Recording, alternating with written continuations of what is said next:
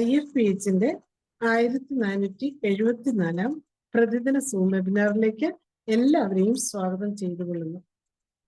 ഇന്ന് നമ്മുടെ ക്ലാസ് ആരംഭിക്കുന്നതിന് മുമ്പ് ഒരു നിമിഷം ഈശ്വര പ്രാർത്ഥന. നന്ദി. ഇന്ന് നമ്മുടെ അതിഥിയായി എത്തിയിരിക്കുന്നത് ഡോക്ടർ നസറുള്ള സാറാണ്, retired chief medical officer, homeopathy വകുപ്പ്, കേരള. തൃശൂർ ജില്ലയിലെ ISKയുടെ മുതിർന്ന നേതാവും KGHMOയുടെ മുൻ സംസ്ഥാന പ്രസിഡന്റുമായ ഡോക്ടർ ധാരാളം ബോധവൽക്കരണ ക്ലാസുകൾ എടുക്കാറുള്ള വ്യക്തിത്വമാണ്. വായ്പുണ്യ ചികിത്സയും ഹോമിയോപ്പതിയും എന്ന വിഷയത്തിൽ ഇന്ന് ക്ലാസ് എടുക്കുന്നതിന് നസറുള്ള ഡോക്ടറെ ആദരപൂർവ്വം ഈ പ്ലാറ്റ്ഫോമിലേക്ക് സ്വാഗതം ചെയ്തുകൊള്ളുന്നു. ഡോക്ടർക്ക് ആരംഭിക്കാം. Good evening everybody. എല്ലാവർക്കും കേൾക്കാൻ പറ്റുന്നുണ്ടോ? കേൾക്കുന്നുണ്ട്. സൗണ്ടില് കുറവ് അങ്ങനെ വല്ലതും ഉണ്ടോ? പൊതുവെ ഇച്ചിരി കുറവാണ്. ചെറിയ അഡ്ജസ്റ്റ്മെന്റ് നടത്താം.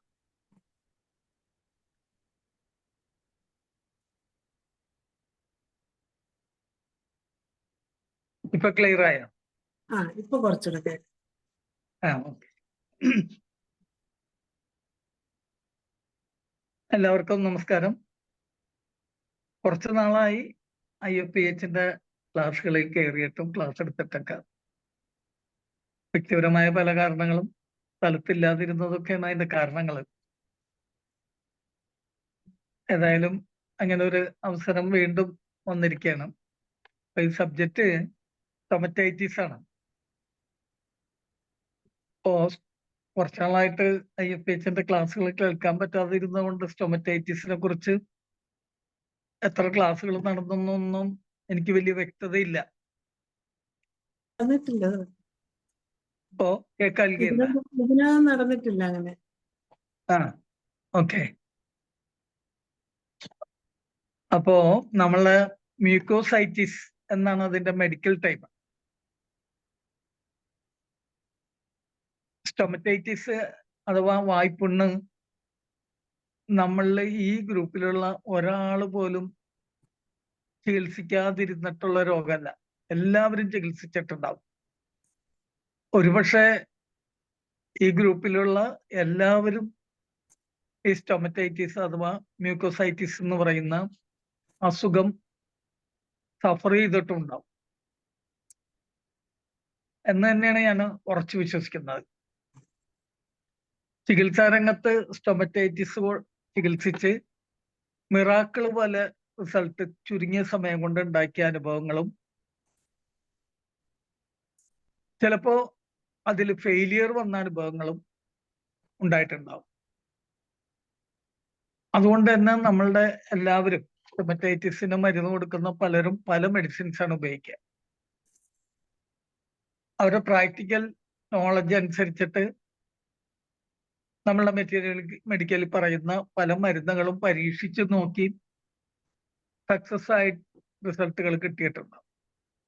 അത് ഷെയർ ചെയ്യുന്നതും മുഖാന്തരം നമ്മളുടെ അറിവ് വർദ്ധിപ്പിക്കാനും രോഗികൾക്ക് കുറെ കൂടി സ്പീഡിൽ റിക്കവറി നടത്താനും നമുക്ക് സാധിക്കും എന്നുള്ളത് കൊണ്ടാണ് ഇത്തരം ക്ലാസ്സുകൾ നമ്മൾ ഉപയോഗപ്പെടുത്തുന്നത്. സ്റ്റൊമറ്റൈറ്റിസ് അഥവാ mucositis it is a very common condition. Clinically മിക്കവാറും എല്ലാ ദിവസവും ഏതെങ്കിലും പേഷ്യന്റ് സ്റ്റൊമറ്റൈറ്റിസ് ആയിട്ട് വരും. Inflammation of the mucous membrane of mouth and lips, that is the definition of stomatitis.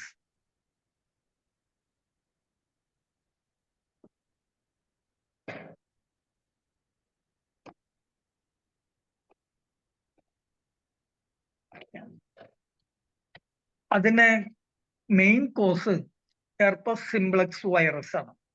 HSV1 എന്ന് പറയുന്ന ഹെർപ്പസ് സിംപ്ലക്സ് വൈറസ് ആണ് ഇതിന്റെ മെയിൻ കോസേറ്റീവ് ഓർഗാനിസം.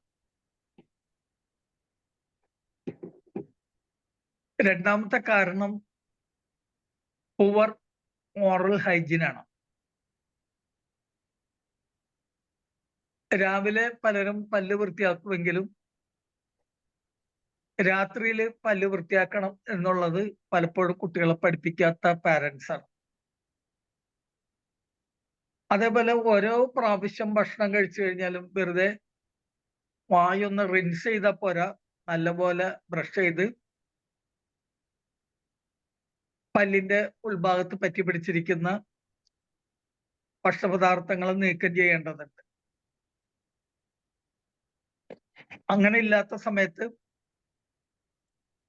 വായിൽ പറ്റി പിടിച്ചിരിക്കുന്ന ഫുഡിലെ ബാക്ടീരിയകളെ വന്നുകൂടുകയും ഈ ബാക്ടീരിയകൾ ഓറൽ കാവിറ്റിയിലുള്ള മ്യൂക്കസ് മെംബ്രെയിൻ അറ്റാക്ക് ചെയ്യുകയും മ്യൂക്കസ് മെംബ്രെയിൻ ഡാമേജ് ആവുകയും അവിടെ അൾസറേഷൻ സംഭവിക്കുകയും ചെയ്യും.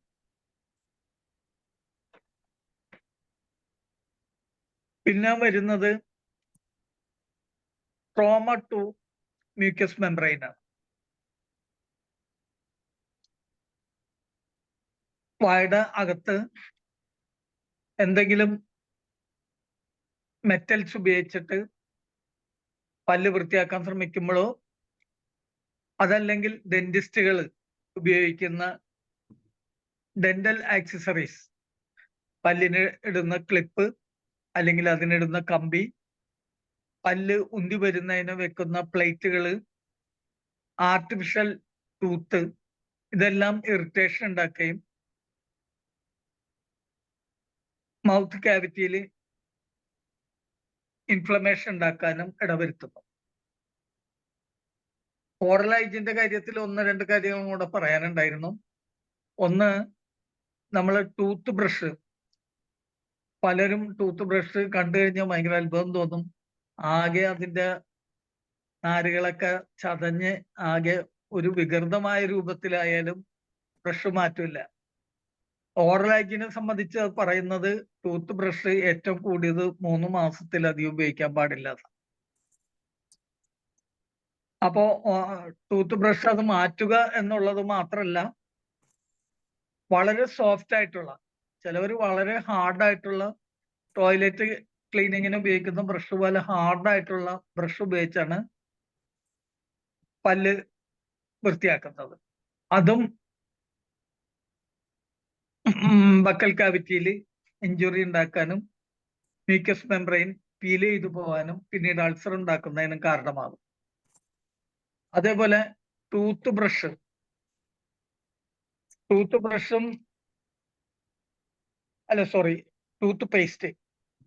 ടൂത്ത് പേസ്റ്റ് ഏത് പേസ്റ്റാണ് ഉപയോഗിക്കുന്നത്, എത്ര വലിയ കമ്പനിയുടേതാണെങ്കിലും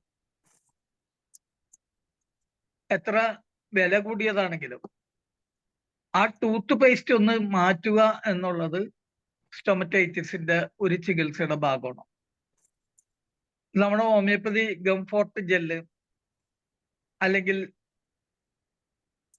ചാർക്കോൾ ടൂത്ത് പേസ്റ്റ്, എക്ലാലാവ ടൂത്ത് പേസ്റ്റ്, ഇതെല്ലാം നമ്മൾ ഉപയോഗിക്കുന്നുണ്ട്. ഇത് തന്നെ ഉപയോഗിച്ചുകൊണ്ടിരിക്കുന്ന പേഷ്യൻസ് നമ്മുടെ അടുത്ത് വന്നാലും അവരുപയോഗിച്ചുകൊണ്ടിരിക്കുന്ന പേസ്റ്റ് ഏതാണെങ്കിലും അത് മാറ്റാൻ പറയുന്നതും നമ്മളുടെ സ്റ്റൊമറ്റൈറ്റിസിന്റെ ചികിത്സയുടെ ഒരു ഭാഗം തന്നെയാണ്. പിന്നെ വരുന്നത് മാൽന്യൂട്രീഷൻ. ഇൻടേക്ക് കുറഞ്ഞതുകൊണ്ടും വരാം.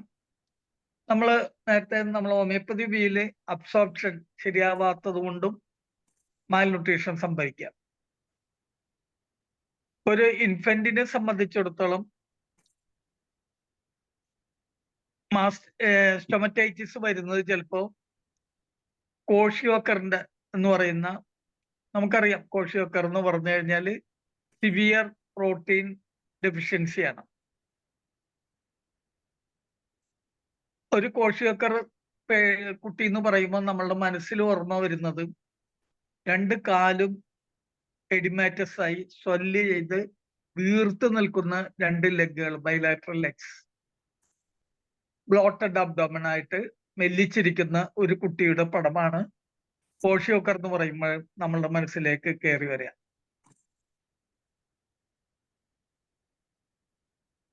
പിന്നെ വരുന്നത് വൈറ്റമിൻ ബി ഡെഫിഷ്യൻസിയാണ്.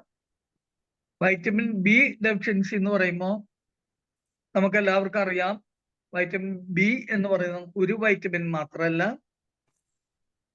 ബി കോംപ്ലക്സ് എന്ന് പറയുന്ന 8 തരം വൈറ്റമിൻസ്, അത് B1 മുതൽ B12 വരെയുണ്ട്. പക്ഷെ അതില് നമുക്ക് ചില B4, B5, B8, B10, 11 അതൊന്നും കാണില്ല. ബാക്കിയുള്ളത് കണ്ട് മൊത്തം ബി കോംപ്ലക്സ് എന്ന് പറയുന്നത് 8 തരം വൈറ്റമിനാണ്. ഇതെല്ലാം നമുക്ക് കുറവാണ്. വൈറ്റമിൻ B1 മുതൽ B12 വരെയുള്ള എല്ലാ വൈറ്റമിന്റെ കുറവും നമുക്ക് ഈ അസുഖം ഉണ്ടാക്കുന്നതിന് കാരണമാകും. അതുകൊണ്ടാണ് പലരും ബി കോംപ്ലക്സ് പ്രിസ്ക്രൈബ് ചെയ്യുന്നത്. ഇതെല്ലാം അടങ്ങിയ ഒരു വൈറ്റമിൻ ടാബ്ലറ്റ് എന്നുള്ള നിലക്ക് ബി കോംപ്ലക്സ് കൊടുക്കും.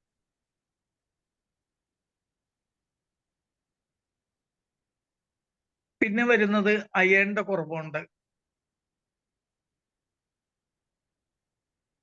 അനീമിയ വരുന്നത് കൊണ്ട് അങ്ങനെ സ്റ്റൊമറ്റൈറ്റിസ് ഡെവലപ്പ് ചെയ്യും.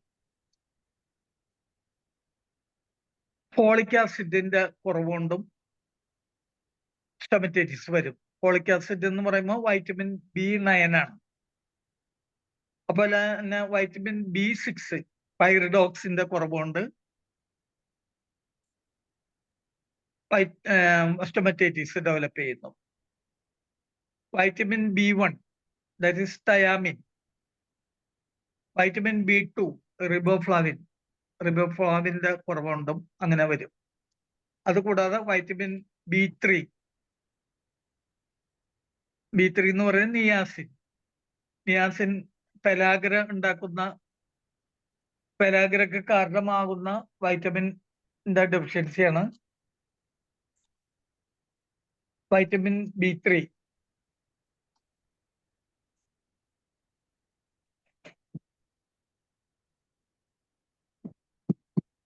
പിന്നെ വരുന്നത് വൈറ്റമിൻ C, സ്കർവി ഇതിനൊരു കാരണമാണ്.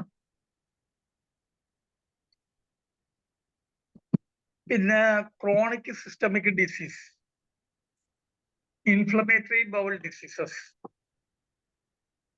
ഉദാഹരണമായിട്ട് പറയുന്ന അസുഖങ്ങൾ ഇൻഫ്ലമേറ്ററി ബൗൾ ഡിസീസ്, ബൂചെറ്റ്സ് ഡിസീസ്. ബൂചെറ്റ്സ് എന്ന് പറയുന്നത് BEHCET എന്നാണ് അതിന്റെ ഉച്ചാരണം. ബൂചെറ്റ്സ് ഡിസീസ് എന്നാണ്. ഒന്നുകൂടെ പറയാം സർ. BEHCET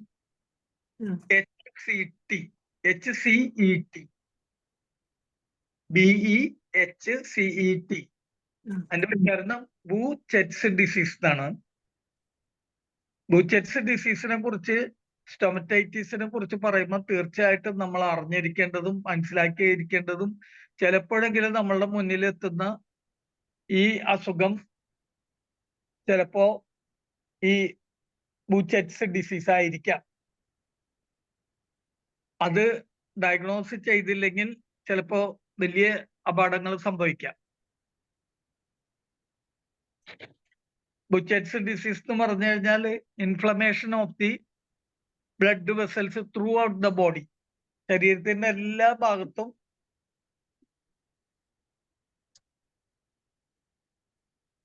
ഉള്ള ബ്ലഡ് വെസൽസിന് ഇൻഫ്ലമേഷൻ വരും. ശരീരത്തെ ത്രൂ ഔട്ട് ദ ബോഡിയാണ്. അതാണ് ഈ ബൂചെറ്റ്സ് ഡിസീസ് എന്ന് പറയുന്നത്. ഇത് വന്നു കഴിഞ്ഞാൽ നമ്മളത് സമയത്തിന് കണ്ടെത്തിയില്ലെങ്കിൽ അതുകൊണ്ട് വരാവുന്ന കണ്ടീഷൻ എന്ന് പറഞ്ഞാൽ സിവിയർ വിഷ്വൽ ഇമ്പയർമെന്റ് കണ്ടീഷനാണ്. ചിലപ്പോ കാഴ്ച വളരെയധികം നഷ്ടപ്പെടുന്നതോ അല്ലെങ്കിൽ പൂർണ്ണമായും കാഴ്ച തന്നെ നഷ്ടപ്പെട്ടു പോകാവുന്ന ഒരു കണ്ടീഷനാണ് ബൂചെറ്റ്സ് ഡിസീസ്. അതിനെക്കുറിച്ച് കൂടുതൽ പറയണമെങ്കിൽ നമ്മളുടെ ഇന്നത്തെ സബ്ജക്റ്റ് കംപ്ലീറ്റ് ചെയ്യാൻ പറ്റില്ല. ഏതായാലും ഇത്രയെങ്കിലും അതിനെക്കുറിച്ച് മനസ്സിലാക്കിയിരിക്കുക. കുട്ടികളുടെ കേസിൽ പലപ്പോഴും ഈ ബൂചെറ്റ്സ് ഡിസീസ് ആയിട്ട് വരാറുണ്ട്. പിന്നെ വരുന്ന ഇമ്മ്യൂൺ ഡെഫിഷ്യൻസി കണ്ടീഷൻസിലും ഈ സ്റ്റൊമറ്റൈറ്റിസ് വരും. ഇമ്മ്യൂൺ ഡെഫിഷ്യൻസി ഡിസീസിന് ഉദാഹരണമായിട്ട് പറയാവുന്നത് ലുക്കീമിയ ആൻഡ് എയ്ഡ്സ്. പിന്നെ ഒരു കണ്ടീഷൻ മൈഗ്രേറ്ററി സ്റ്റൊമറ്റൈറ്റിസ് ആണ്. മൈഗ്രേറ്ററി സ്റ്റൊമറ്റൈറ്റിസ് എന്ന് പറയുന്നത് ഒരാള് ഏഷ്യൻ കൺട്രിയിൽ നിന്ന് വെസ്റ്റേൺ കൺട്രീസിലേക്ക് പോയാൽ അവിടെ വെച്ച് ക്ലോസൈറ്റിസ് വരും, അല്ലെങ്കിൽ സ്റ്റൊമറ്റൈറ്റിസ് വരും. അതിന് ജിയോഗ്രാഫിക് സ്റ്റൊമറ്റൈറ്റിസ് എന്ന പേരിലും അറിയപ്പെടും. ജിയോഗ്രാഫിക് സ്റ്റൊമറ്റൈറ്റിസ് അതാണ് ശരിക്കും നാവില് മാപ്പ്ഡ് ടങ്ക് ആയിട്ട് ഇരിക്കുന്നത്. മാപ്പ്ഡ് ടങ്ക് എന്ന് പറഞ്ഞാൽ നമ്മളുടെ മെറ്റീരിയൽ മെഡിക്കൽ കണ്ടമാനം മെഡിസിൻസ് പറയുന്നുണ്ട്. സാധാരണ സ്റ്റൊമറ്റൈറ്റിസ് പിടിപെട്ട് കഴിഞ്ഞാലേ 4 മുതൽ 14 ദിവസം കൊണ്ട് മാറിപ്പോകും. വിത്തൗട്ട് ട്രീറ്റ്മെന്റ് ആണ്. നമുക്ക് മെഡിസിൻ കൊടുത്തിട്ട് 2 ദിവസം കൊണ്ട് അല്ലെങ്കിൽ 1 ദിവസം കൊണ്ട് തന്നെ റിസൾട്ട് കിട്ടും. അതല്ലെങ്കിൽ മാക്സിമം 3 to 4 days വരെ നിൽക്കുള്ളൂ. ഇത് 4 to 14 days വരെ ലാസ്റ്റ് ചെയ്യും. ചില സിവിയർ കേസുകളാണെങ്കിൽ അതിന് ക്യൂറിന് സമയം പിടിക്കും.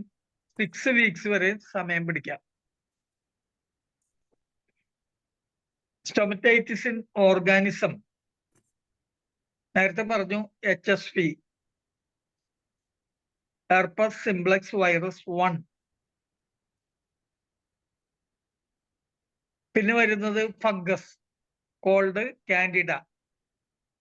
ഡെൻഡ്വർ സ്റ്റൊമറ്റൈറ്റിസ് എന്ന പേരിൽ അറിയപ്പെടുന്ന സ്റ്റൊമറ്റൈറ്റിസ് ഉണ്ടാക്കുന്നത് ഫംഗസ് ആണ്, കാൻഡിഡ ഇൻഫെക്ഷൻ എന്ന് പറയുന്നത്. റിക്കറന്റ് ആയിട്ട് പെയിൻഫുൾ ആഫ്റ്റർ സ്റ്റൊമറ്റൈറ്റിസ് വന്നാല് അതിനെ കോമൺലി കോൾഡ് കാങ്കർ സോർസ് എന്നാണ്. കാങ്കർ സോർസ് എന്ന് പറയും. CANKER source. പിന്നെ വരുന്നത് അലർജി ഉണ്ടാകുന്നതാണ്. അലർജി വളരെ കുറച്ച് പേഷ്യൻസ് വന്നിട്ട് പറയും അലർജി ഫുഡിന്റെ അലർജിയാണ്. അത് വളരെ റെയറാണ്. ഒരു 10-15% കേസുകളിൽ മാത്രം അലർജി ആയിട്ട് വരാറുള്ളൂ. Common triggering are metals, dental materials. പല്ല് ഡോക്ടർമാര് വായിൽ വെച്ചിട്ടുള്ള ചില മെറ്റൽ, അതാണ് കൂടുതൽ അലർജി ഉണ്ടാക്കാം. പിന്നെ ഓറൽ ഹൈജീന് വേണ്ടിയിട്ട് ഉപയോഗിക്കുന്ന ചിലപ്പോൾ പേസ്റ്റ്, ചിലവര് ഹാലോട്ടോസിസ്, ഒഫൻസീവ് മൗത്ത് ഉണ്ടെങ്കിൽ ചില ഫ്ലേവറിങ്സ് ഒക്കെ ഉപയോഗിക്കും. അതിനും അലർജി ഉണ്ടാവാം. ചില മരുന്ന് കഴിക്കുന്നവർക്ക് മെഡിസിന്റെ അലർജി കൊണ്ടും സ്റ്റൊമറ്റൈറ്റിസ് ഡെവലപ്പ് ചെയ്യാം. പിന്നെ വരുന്ന ബാക്ടീരിയ സ്ട്രെപ്റ്റോകോക്കസ് ബാക്ടീരിയയാണ്. ക്യൂട്ടിഫോം ബാക്ടീരിയ എന്ന് പറഞ്ഞിട്ട് വേറൊരു ബാക്ടീരിയയും ഏറ്റവും കൂടുതൽ സ്റ്റൊമറ്റൈറ്റിസ് ഉണ്ടാക്കിയപ്പോൾ ക്യൂട്ടിഫോം എന്ന് പറയുന്ന ബാക്ടീരിയ. പിന്നെ വേരിസെല്ല സോസ്റ്റർ വൈറസും അഡിനോ വൈറസും ആക്ടിനോമൈസിസ് എന്ന് പറയുന്ന വൈറസും സൈറ്റോമെഗാലോ വൈറസ് എന്ന് പറയുന്ന വൈറസും HFM ഡിസീസ് ഉണ്ടാക്കുന്ന ഹാൻഡ് ഫുട്ട് മൗത്ത് ഡിസീസ് കഴിഞ്ഞ ഒരു 10-20 വർഷമായിട്ട് വളരെയധികം കോമൺ ആയിട്ട് കാണുന്ന ഒരു അസുഖമാണ് ഹാൻഡ് ഫുട്ട് മൗത്ത് ഡിസീസ്. ആ ഹാൻഡ് ഫുട്ട് മൗത്ത് ഡിസീസ് ഉണ്ടാക്കുന്ന വൈറസിന്റെ പേര് കോക്സാക്കി വൈറസ് ആണ്. Coxsackie virus, COXASCKIE, Coxsackie virus. അതും വായിലിപ്പോൾ ഉണ്ടാക്കാം. നമുക്കറിയാം ഹാൻഡ് ഫുട്ട് മൗത്ത് ഡിസീസ് എന്ന് പറഞ്ഞാൽ തന്നെ ഹാൻഡിലും ഫുട്ടിലും മൗത്തിലും ബ്ലിസ്റ്റേഴ്സ് ഡെവലപ്പ് ചെയ്യുന്ന അസുഖമായതുകൊണ്ടാണ് അതിന് HFM എന്ന് പറയുന്നത്. അപ്പൊ അത് തീർച്ചയായിട്ടും സ്റ്റൊമറ്റൈറ്റിസും ഉണ്ടാക്കുന്നതാണ്. പിന്നെ ഫംഗസ് ഉണ്ടാക്കുന്ന സ്റ്റൊമറ്റൈറ്റിസിന് ഓറൽ ത്രഷ് എന്നുള്ളൊരു പേരും കൂടെ അതിന് പറയും. സ്റ്റൊമറ്റൈറ്റിസ് എന്ന് പറഞ്ഞാൽ സാധാരണ അതിൽ inflammation may involve gum, tongue, inner surface of lips, cheeks, tongue and palate, അതായത് floor and roof of mouth, and gum with or without ulceration അതിനെയാണ് സ്റ്റൊമറ്റൈറ്റിസ് എന്ന് പറയുന്നത്. Inflammation may involve gum, tongue, inner surface of lips, cheeks and tongue and palate, floor and the root of mouth, gum, etc., or with or without ulceration. That is the stomatitis definition. ഞാൻ അതിൽ തന്നെ ജിഞ്ചുവൈറ്റിസ് എന്ന് പറഞ്ഞ inflammation of the gum, അതിന് medically പറയുന്ന മറ്റൊരു പേരാണ് യുളൈറ്റിസ്, ULITIS, യുളൈറ്റിസ്. പിന്നെ നാവിന് മാത്രം ഇൻഫ്ലമേഷൻ വന്നു കഴിഞ്ഞാൽ അതിന് ഗ്ലോസൈറ്റിസ് എന്ന് പറയും. ഈ ഗ്ലോസൈറ്റിസ് വരാനുള്ളതിന് പ്രധാന കാരണം അയൺ ഡെഫിഷ്യൻസിയും വൈറ്റമിൻ B12 ഡെഫിഷ്യൻസിയാണ്. വൈറ്റമിൻ B12 എന്ന് പറയുന്നത് കോബലാമിന്റെ കുറവ് ഒരു പ്രധാന കാരണം തന്നെയാണ് ഗ്ലോസൈറ്റിസിന്റെ. പിന്നെ ലിപ്സിലും അറൗണ്ട് ദ മൗത്തും വരുന്നതിന് ചിലൈറ്റിസ് അല്ലെങ്കിൽ ചീലോസിസ് എന്ന് പറയും. ചിലൈറ്റിസ്, CHELITIS, അല്ലെങ്കിൽ ചീലോസിസ്, CHELOSIS. അത് ചുണ്ടിലും വായുടെ ചുറ്റുമായിട്ട് വരുന്ന സ്റ്റൊമറ്റൈറ്റിസിന് പറയുന്ന പേരാണ്. പിന്നെ മറ്റൊന്ന് ആംഗുലാർ സ്റ്റൊമറ്റൈറ്റിസ്, മൗത്തിന്റെ കോർണറിൽ, ലിപ്സിന്റെ കോർണറിൽ വരുന്ന സ്റ്റൊമറ്റൈറ്റിസിന് ആംഗുലാർ സ്റ്റൊമറ്റൈറ്റിസ് എന്ന് പറയും. പിന്നെ നമുക്ക് വരാവുന്നത് ഇവിടെ വന്നു കഴിഞ്ഞാൽ ഫാരിങ്സില് ആഫ്തെ ഡെവലപ്പ് ചെയ്യും. അതിന് ഫാരിഞ്ചൈറ്റിസ് എന്ന് പറയും. ഇനി എന്തെല്ലാം ഡെഫിഷ്യൻസിയാണ് സ്റ്റൊമറ്റൈറ്റിസ് ഉണ്ടാക്കുന്നതെന്ന് നേരത്തെ പറഞ്ഞു പോയെങ്കിലും ഒന്നും കൂടെ, അയണിന്റെ കുറവ്, vitamin B3 that is niacin, ഒരു മെയിൻ കാരണമാണ് പെലാഗ്ര ഉണ്ടായിക്കഴിഞ്ഞാൽ നമുക്കറിയാം വായില് തൊലി പോയിരിക്കും. വൈറ്റമിൻ സിയുടെ കുറവുണ്ട്, സ്കർവി എന്ന് പറയുന്ന അസുഖം ഉണ്ടാക്കുന്നു. Folic acid, that is vitamin B9 and vitamin B12, cobalamin. Cobalamin 2 തരമുണ്ട്, സൈനോ കോബലാമിനും മീഥൈൽ കോബലാമിനും. And vitamin B1 that is thiamine. And another vitamin B കോംപ്ലക്സിൽ വരുന്ന B2, റിബോഫ്ലാവിൻ.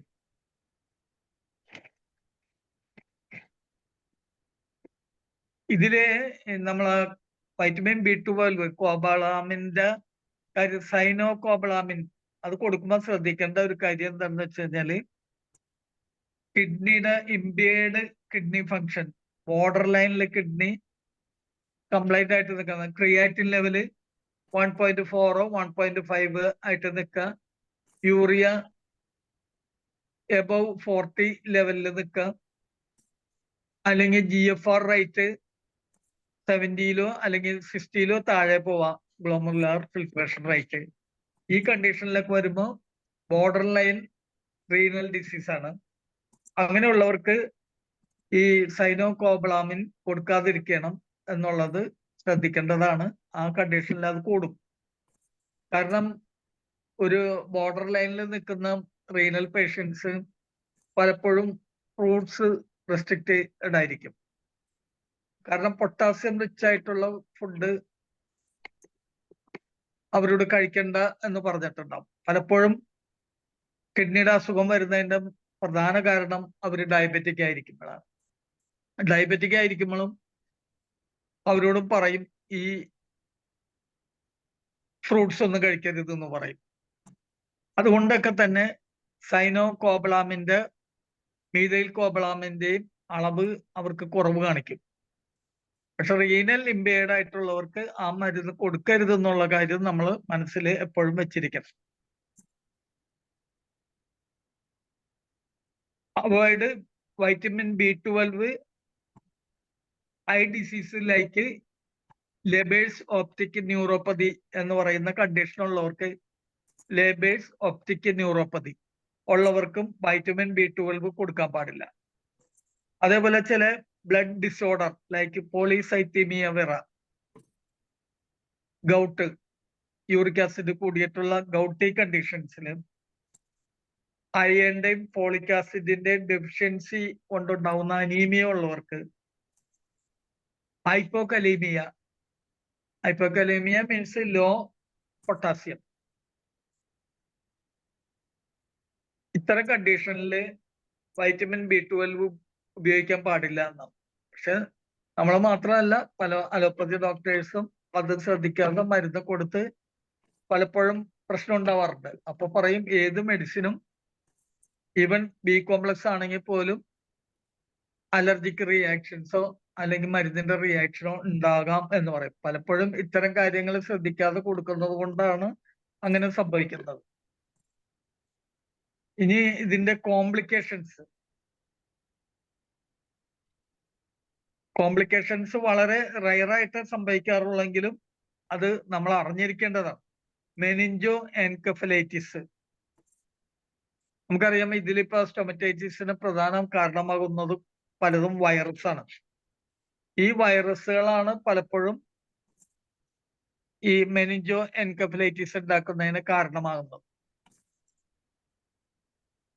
പിന്നെ recurrent attack of skin and mouth infection സാധ്യത കൂടുതലാണ്. And even teeth loss ആവും, പല്ല് കൊഴിഞ്ഞു പോകാനുള്ള സാധ്യത കൂടും. സെക്കൻഡറി ഇൻഫെക്ഷൻ ആയിക്കഴിഞ്ഞാൽ കുട്ടികളെ സംബന്ധിച്ച് ചിലപ്പോൾ ഹൈ ഫീവർ ഡെവലപ്പ് ചെയ്യും. പിന്നെ കുട്ടികൾ വെള്ളമൊന്നും കുടിക്കാതിരിക്കുന്നതിന്റെ പേരിൽ ഡീഹൈഡ്രേഷൻ, വെള്ളം കുടിക്കുമ്പോൾ പോലും അവർക്ക് വായ വേദന എടുത്തിട്ട് വെള്ളം കുടിക്കാൻ കൂട്ടാക്കില്ല, അപ്പൊ ഡീഹൈഡ്രേഷൻ സംഭവിക്കാം. പിന്നെ ഭക്ഷണം ഒന്നും കഴിക്കാൻ, വായ ചവക്കാൻ പറ്റില്ല, ചിരിക്കാൻ പറ്റില്ല, ചുവയിൽ ഡിഗ്ലൂട്ട് ചെയ്യാൻ പറ്റില്ല. ഇത്തരം കാര്യങ്ങൾ വരുമ്പോൾ nutritional deficiency, intake of food വളരെയധികം കുറയുന്നതിന്റെ പേരിൽ ന്യൂട്രീഷണൽ ഡെഫിഷ്യൻസിയും ഡെവലപ്പ് ചെയ്യാം. ഇനി നമുക്ക് സ്റ്റൊമറ്റൈറ്റിസ് വന്ന റിലീഫ് കിട്ടാൻ വേണ്ടി എന്താണ് ചെയ്യേണ്ടതെന്ന് നോക്കാം. ഒന്ന്, rinse mouth with lukewarm salt water few times per day. വായ എപ്പോഴും ചെറിയ ചൂടുള്ള വെള്ളം ഉപ്പ് ചേർത്ത് പല പ്രാവശ്യവും വായ കുലുക്കി കഴുകുക എന്നുള്ളതാണ്.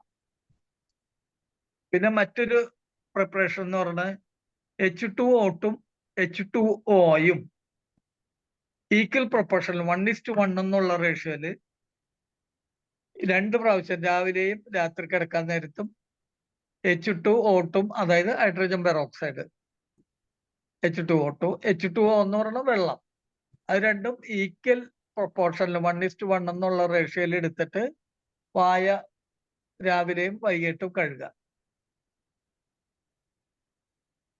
പിന്നെ സ്റ്റൊമറ്റൈറ്റിസിനെ കുറിച്ചുള്ള കാരണങ്ങൾ പറഞ്ഞപ്പോൾ ഒരു കാര്യം പറയാൻ വിട്ടുപോയിരുന്നു. ക്യാൻസറിന്റെ കീമോതെറാപ്പി കഴിഞ്ഞു വരുന്നവർക്കാണ് പലപ്പോഴും വായിൽ പോളം വരും. അതൊരു കോംപ്ലിക്കേഷൻ ആയിട്ട് തന്നെ എപ്പോഴും കാണുന്നതാണ്. അങ്ങനെയുള്ള കേസുകളിൽ ഹണി വായിക്കൊള്ളാൻ കൊടുക്കുന്നത് നല്ലതാണ്. തേൻ വായിക്കൊള്ള, ഈ റേഡിയേഷൻ കഴിഞ്ഞിട്ട് വരുന്ന റേഡിയേഷൻ ഇൻഡ്യൂസ്ഡ് സ്റ്റൊമറ്റൈറ്റിസ് എന്നാണ് അതിനെ പറയുക. അങ്ങനെയുള്ളവർക്ക് അത് ഹണി വായിക്കൊള്ളാൻ കൊടുക്കുന്നത്. അത് ചിലപ്പോ അതിന്റെ മധുരമൊക്കെ കൂടുതലായിട്ട് ബുദ്ധിമുട്ട് വന്നവർക്ക് അല്പം വെള്ളം ചേർത്തിട്ട് ഹണി വായിക്കൊള്ളാം. പിന്നെ സ്റ്റൊമറ്റൈറ്റിസ് ഉള്ള സമയത്ത് avoid hot beverages. Hot beverages എന്ന് പറയുമ്പോൾ മദ്യമാണെന്ന് തെറ്റിദ്ധരിക്കേണ്ട, മദ്യമല്ല ഉദ്ദേശിക്കുന്നത്. Hot tea, coffee, hot lemon, green tea, fresh mint tea, fruit tea, ഇതെല്ലാം ഇത് ട്രിഗർ ചെയ്യും. ഇതുകൊണ്ട് സ്റ്റൊമറ്റൈറ്റിസ് അല്ലെങ്കിൽ ഓസൈറ്റിസ് വരുമെന്നല്ല, ഇത് വന്നിട്ടുള്ള പേഷ്യൻസ് ഹോട്ട് ടീയും കോഫിയും ഹോട്ട് ലെമണും ഗ്രീൻ ടീയും ഫ്രഷ് മിന്റ് ടീയും ഫ്രൂട്ട് ടീയൊക്കെ ഉപയോഗിക്കുമ്പോൾ അത് ട്രിഗർ ചെയ്യാൻ സാധ്യത കൂടുതലാണ്. പിന്നെ രണ്ടാമത് salty and spicy and crunchy sweets. കടിച്ചു പൊട്ടിച്ച് മുറിച്ച് തിന്നുന്ന ഉപ്പ് ചേർത്ത പൊരിച്ച ചിപ്സ് പോലെയുള്ള സാധനങ്ങൾ ഒഴിവാക്കാം. പിന്നെ സിട്രസ് ഫ്രൂട്ട്സ് ഒഴിവാക്കാം. ഓറഞ്ച്, മുസമ്പി ഒഴിവാക്കാം. പുകവലിക്കാനാണെങ്കിൽ സ്മോക്കിംഗ് ക്വിറ്റ് ചെയ്യാൻ പറയണം അവരോട്. ഇനി അത് നമ്മൾ കഴിക്കാൻ പാടില്ലാത്തതിനെ കുറിച്ചാണ് പറഞ്ഞത്. ഇനി എന്തെല്ലാം കഴിക്കാം എന്നുള്ളതിനെ കുറിച്ച്, മാഷ്ഡ് പൊട്ടാറ്റോ വേവിച്ച് അത് കഴിക്കാം. കുക്കഡ് വെജിറ്റബിൾസ്, പിന്നെ ന്യൂഡിൽസ് കഴിക്കാം. Noodles, broth soup. ശരിക്കും പറഞ്ഞാൽ ഇതൊക്കെ വെസ്റ്റേൺ കൺട്രീസിൽ നിന്ന് വരുന്ന റിപ്പോർട്ടുകൾ അനുസരിച്ചാണ് ഇത് പറയുന്നത്. നമ്മൾക്ക് ഇത് ഏറ്റവും നല്ലത് പറഞ്ഞു കൊടുക്കാൻ പറ്റിയത് കഞ്ഞിയാണ്. കഞ്ഞി കുടിക്കാൻ പറയാം. അത് ചൂടോടുകൂടി കുടിക്കരുത്. പലപ്പോഴും രോഗിക്ക് തോന്നുന്ന ആ ചൂടോടുകൂടി കഞ്ഞി ചെന്ന് കഴിഞ്ഞാൽ ആശ്വാസം കിട്ടുമെന്നാണ്. പക്ഷെ ചൂട് ചെന്ന് കഴിഞ്ഞാൽ ഇൻഫ്ലമേഷൻ കൂടും. പിന്നെ യോഗട്ട് നമുക്കറിയാം. യോഗട്ട് ഉപയോഗിക്കുന്നത് അതൊരു പ്രോബയോട്ടിക് ആണ്. അപ്പൊ പ്രോബയോട്ടിക് ആയിട്ടുള്ള യോഗട്ട് കഴിക്കുമ്പോൾ ഒരു കാര്യം ശ്രദ്ധിക്കണം. അത് കളർ ചേർത്തതും ഫ്ലേവർ ചേർത്തതും യോഗട്ടുകൾ വരാറുണ്ട്. മഞ്ഞ നിറത്തിലും ചുവന്ന നിറത്തിലും പിങ്ക് കളറിലും സ്ട്രോബെറിയുടെ ടേസ്റ്റിലും ഓറഞ്ചിന്റെ ടേസ്റ്റിലും ഒക്കെ ആയിട്ട് യോഗട്ട് വരുന്നുണ്ട്. അത് ഒഴിവാക്കിയിട്ട് വെറും പ്ലെയിൻ യോഗട്ടാണ് ഉപയോഗിക്കേണ്ടത്. പിന്നെ ചീസ് കഴിക്കാം. പ്രോട്ടീൻ പൗഡർ, നമ്മളുടെ ഓട്സ് ചേർക്കുന്ന പ്രോട്ടീൻ പൗഡറൊക്കെ നമ്മുടെ ക്ലിനിക്കിൽ പ്രാക്ടീസ് ചെയ്യുമ്പോൾ വളരെയധികം ഉപയോഗിക്കുന്നുണ്ട്. ആ പ്രോട്ടീൻ പൗഡർ നമുക്ക് കഞ്ഞി വെള്ളത്തിലോ ചായയിലോ പാലിലോ അങ്ങനെ എന്തിൽ വേണമെങ്കിലും, വെറുതെ വേറെ വെള്ളത്തിൽ വരെയും നമുക്ക് പ്രോട്ടീൻ പൗഡർ ഉപയോഗിക്കാം. അതേപോലെ തന്നെ try to take cold drinks and foods അവരോട് അഡ്വൈസ് ചെയ്യാം. ഐസ്ക്രീം, തണുത്ത യോഗട്ട്, പിന്നെ fibre rich vegetables and fruits. Fibre കൂടിയ അളവിലുള്ള ഫ്രൂട്ട്സും വെജിറ്റബിൾസും കഴിക്കാൻ പറയാം.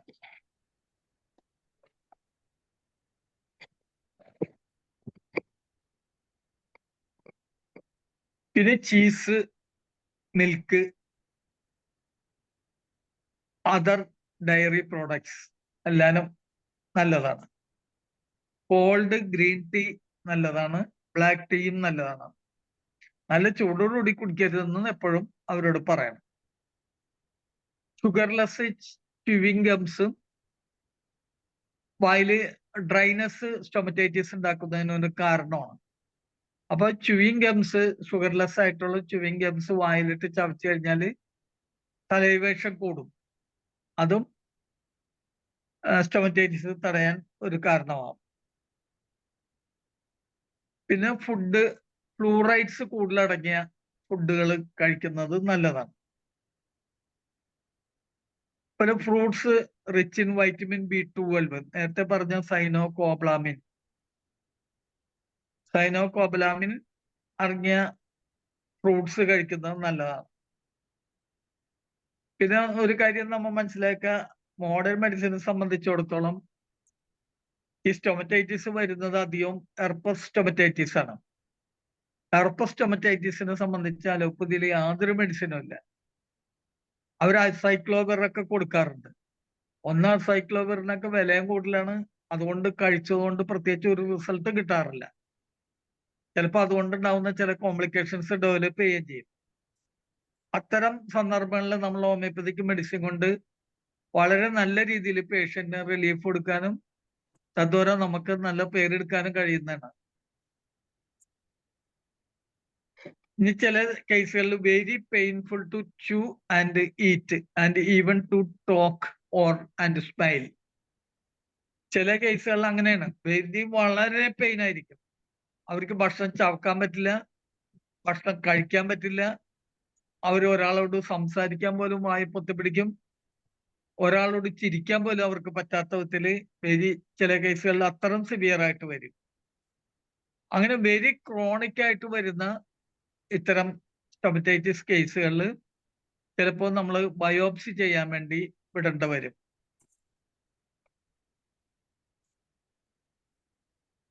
അത് നമ്മൾ ശ്രദ്ധിക്കേണ്ട കാര്യമാണ്.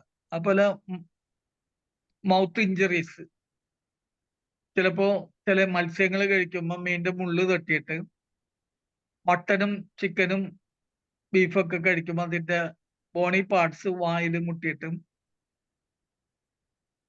ചില വെജിറ്റബിൾസിന്റെ മുരിങ്ങക്കായ പോലെയുള്ള അതിന്റെ വായില് അത് കൊണ്ട് വായിലുണ്ടാക്കുന്ന മുറിവുകൾ സ്റ്റൊമറ്റൈറ്റിസിന് കാരണമാവും. പിന്നെ സൈക്കോളജിക്കലായിട്ട് ചിലവർക്ക് സ്ട്രെസ് ആൻഡ് സ്ട്രെയിൻ കൂടുതലായിരിക്കും. ഈ സ്ട്രെസ്സും സ്ട്രെയിനും സ്റ്റൊമറ്റൈറ്റിസിന്റെ ഒരു പ്രധാന കാരണമാണ്. ചില ഫുഡുകൾ സ്റ്റൊമറ്റൈറ്റിസ് ഉണ്ട്. ഇപ്പൊ എൻ്റെ ഒരു ബ്രദർ ഉണ്ട്, അതിന് ഹോട്ടലിൽ നിന്ന് പൊറോട്ട കഴിച്ചു കഴിഞ്ഞാല് വായും നാവും എല്ലാം കണ്ട പേടിയാവുന്ന വിധത്തില് ഇൻഫ്ലെയിംഡ് ആയിട്ടിരിക്കും. അത് എവിടെ പോയിട്ട് പൊറോട്ട എവിടെ നിന്ന് കഴിച്ചാലും, പുറത്തുനിന്ന് ഉണ്ടാക്കിയത്, വീട്ടിൽ ഉണ്ടാക്കുമ്പോൾ അങ്ങനെ കുഴപ്പമില്ല, എന്തോ ഓയിലിന്റെ പ്രശ്നമാണ്, ഫയറി റെഡ് ആയിട്ടിരിക്കും, കണ്ടാൽ ഭയങ്കര ഭയാനകമായ രീതിയിൽ വരും. പിന്നെ കോൺസ്റ്റിപ്പേഷൻ സ്റ്റൊമറ്റൈറ്റിസ് ട്രിഗർ ചെയ്യും. പിന്നെ ഈ പറഞ്ഞ കാരണങ്ങൾ കൂടാതെ ഒരു സിനിമയില് ജഗതി പറഞ്ഞുവിട്ട് നവരസങ്ങളെ മുഴുവൻ അവതരിപ്പിച്ച് കാണിക്കും ജഗതി ശ്രീകുമാർ. എന്നിട്ട് അത് കൂടാതെ അദ്ദേഹം കണ്ടുപിടിച്ച ചില ഭാവങ്ങളുണ്ടെന്ന് പറഞ്ഞ് ഒന്ന് രണ്ട് പോസും കൂടെ പുള്ളി കാണിക്കും.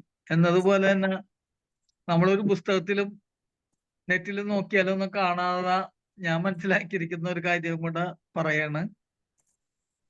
നമ്മളെ വീട്ടിൽ എത്തുന്ന ഫ്രൂട്ട്സ്, പ്രത്യേകിച്ച് മാംഗോ സീസണില്, മാങ്ങയുടെ കാലഘട്ടത്ത് മാങ്ങ പഴുപ്പിക്കാൻ വേണ്ടി കാർബൈഡ് ഉപയോഗിക്കും. ഈ കാർബൈഡ് അത് മറ്റു ഫ്രൂട്ട്സിൽ ഉപയോഗിക്കാറുണ്ട്. ഈ കാർബൈഡ് അടങ്ങിയ ഫ്രൂട്ട്സ് കഴിച്ചു കഴിഞ്ഞാൽ വായിൽ സിവിയർ ആയിട്ട് സ്റ്റൊമറ്റൈറ്റിസ് ഡെവലപ്പ് ചെയ്യും. ഈവൻ ഗ്ലോസൈറ്റിസോ അല്ലെങ്കിൽ ജിഞ്ചുവൈറ്റിസോ സ്റ്റൊമറ്റൈറ്റിസ് ഒക്കെ വരും. എൻ്റെ അടുത്ത് പണ്ടൊരിക്കൽ വന്ന ഒരു പേഷ്യന്റ് കാലിന്റെ ഒടിഭാഗത്ത് ചുവന്ന് തടിച്ച് വീർത്തിരിക്കുന്നതായിട്ട് വന്നു. അപ്പൊ സാധാരണ ലാറ്ററൽ ഡിസീസ് ആയിരിക്കും എന്നരുത്തി. ഞാൻ ചോദിച്ചു ചൊറിച്ചിലുണ്ടോ? ചൊറിച്ചിലില്ല. പക്ഷെ അവിടെ നന്നായിട്ട് ചുട്ടവധിച്ച് പുകഞ്ഞിരിക്കണം, പുകച്ചിലാണ്, ഭയങ്കര പുകച്ചിലാണ്. അയാൾക്ക് തീരെ സഹിക്കാൻ പറ്റാത്തത്. നോക്കുമ്പോ നല്ല പോലെ റെഡ് ഇൻഫ്ലൈംഡ് ആയിട്ട് ഇരിക്കാണ്, ആപ്പിളിന്റെ ചുവപ്പ് പോലെ ചുവന്നിരിക്കാണ്. അപ്പൊ അവിടെ ഞാൻ ചോദിച്ചു വല്ല കോണ്ടാക്ട് അലർജി ഉണ്ടായതാണോ, പുതിയ ഇന്നർ വെയർ ഏതെങ്കിലും നല്ല കളറുള്ള ഏതെങ്കിലും ഇന്നർ വെയർ ഉപയോഗിച്ചോ, ഇതെല്ലാം ചോദിച്ചിട്ട് അതിൽ നിന്നൊന്നും കിട്ടില്ല. അങ്ങനെ പറഞ്ഞു വരുമ്പോൾ എന്താണെന്ന് വെച്ച് കഴിഞ്ഞാൽ അയാളുടെ പേരക്കുട്ടിക്ക് ഒരു മീൻ കച്ചവടക്കാരനാണ്. പേരക്കുട്ടിക്ക് മാങ്ങ കൊടുക്കാൻ വേണ്ടി കടയിൽ നിന്ന് ഒരു മാങ്ങ മേടിച്ച് അയാളുടെ ഇന്നർ വെയറിന്റെ പോക്കറ്റിൽ ഇട്ടിരുന്നു. ഈ പോക്കറ്റിലിട്ട് വീട്ടിലെത്തി കുട്ടിക്ക് കൊടുത്തു. പക്ഷെ ഈ പോക്കറ്റിൽ കിടന്നപ്പോ ആ പോക്കറ്റിൽ കിടന്ന സ്ഥലത്താണ് ഈ ചുവന്ന് പഴുത്ത ഇൻഫ്ലമേഷൻ വന്നത്. അപ്പൊ ഇത് വായി ചെന്ന് കഴിഞ്ഞാൽ തീർച്ചയായിട്ടും വായിൽ ഇതുണ്ടാവും. അതേപോലെ തന്നെ വേറൊരു ഫ്രൂട്ടാണ് ഗ്രേപ്സ്. ഗ്രേപ്സ് ചെന്ന് കഴിഞ്ഞാല് നമുക്കറിയാം, തോട്ടത്തില് പഴുത്ത് കിടക്കുന്ന മുന്തിരിക്കൊലകള് ഒരു ബക്കറ്റില് വിഷം കലക്കിയിട്ട്, പെസ്റ്റിസൈഡ്സ് കലക്കി അതിൽ ഗമ്മും കൂടെ ഒഴിച്ചതിന് ശേഷമാണ് ഈ പെസ്റ്റിസൈഡ്സ് മുക്കി മുന്തിരിക്കൊലമ്പോ മുക്കിയെടുക്കുന്നത്. ഇത് പിന്നെ കഴുകാനൊന്നും പറ്റില്ല. മറ്റു ഫ്രൂട്ട്സ് ഒക്കെ ആണെങ്കിൽ നമുക്ക് ആപ്പിള് നല്ലപോലെ ഉരച്ച് കഴുകാം. ഓറഞ്ച്, നേന്ത്രപ്പഴം, ഇതെല്ലാം നമുക്ക് തൊണ്ടുലിച്ച് കളയാം. ഈ മുന്തിരിയുടെ എപ്പോഴും നമുക്ക് ആ തൊണ്ടിലാണ് അതിന്റെ ഔഷധ ഗുണം ഇരിക്കുന്നത് മുഴുവനും. ഈ മുന്തിരി കഴിക്കുമ്പോൾ ഈ പെസ്റ്റിസൈഡ്സും ഗമ്മും ഇതെല്ലാം ചെല്ലും. അതുപോലെ കുട്ടികൾക്ക് പലരും ഉണക്കമുന്തിരി കൊടുക്കുന്നത്. ഉണക്കമുന്തിരിയിൽ നമ്മൾ ഈ പറഞ്ഞ സാധനങ്ങൾ കൂടാതെ മുന്തിരി തോട്ടത്തില് കൊഴിഞ്ഞു വീഴുന്ന പഴുത്ത മുന്തിരികളാണ് അവർ ഉണക്കാനെടുക്കുക. അപ്പൊ പഴുത്ത് വീഴുമ്പോൾ അതിന്റെ ആ നീര് കുടിക്കാനായിട്ട് ഷഡ്പദങ്ങൾ പലതും വരും.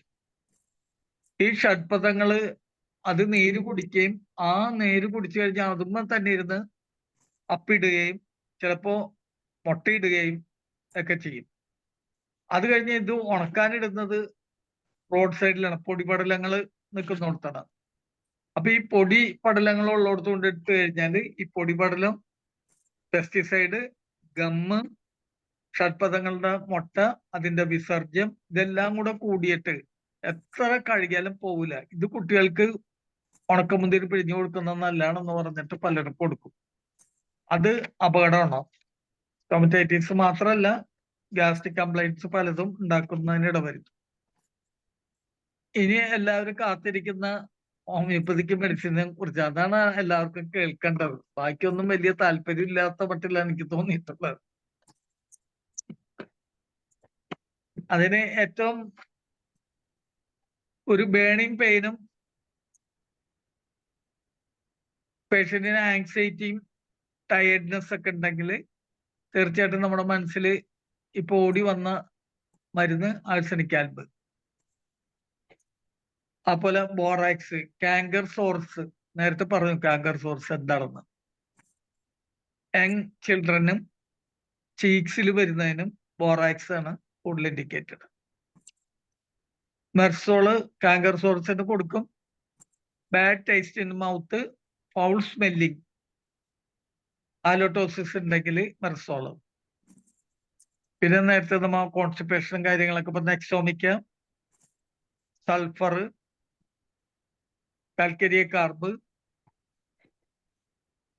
എപ്പർ സൾഫ്, കാലിബൈക്ക്, നാട്രമുറ്, മെർക്കോറ്, അത് വായില് അപ്തസ് ഉണ്ടായിട്ട് അതിൽ നിന്ന് ബ്ലഡ് ഡിസ്ചാർജ് ഉണ്ടെങ്കിൽ മെർക്കോറ് നല്ല റിസൾട്ട് കിട്ടും. ഫോസ്ഫറസ്, പ്രഗ്നൻസി ടൈമിൽ ഉണ്ടാവുന്ന അപ്തസിന് ഫോസ്ഫറസ് വളരെ ഇൻഡിക്കേറ്റഡ് ആണ്. ഹൈഡ്രാസ്റ്റിസ്, കൊണ്ടുറാങ്കോ,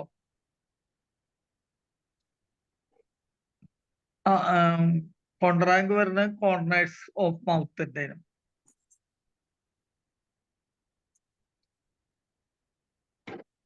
കോർണേഴ്സ് ഓഫ് മൗത്തിൽ വരുന്ന അൾസറിന്. ആംഗുലാർ സ്റ്റൊമറ്റൈറ്റിസ് എന്ന് പറയുന്ന കണ്ടീഷനാണ് കൊണ്ടറാങ്ക് കൂടുതൽ ഉപയോഗിക്കുക.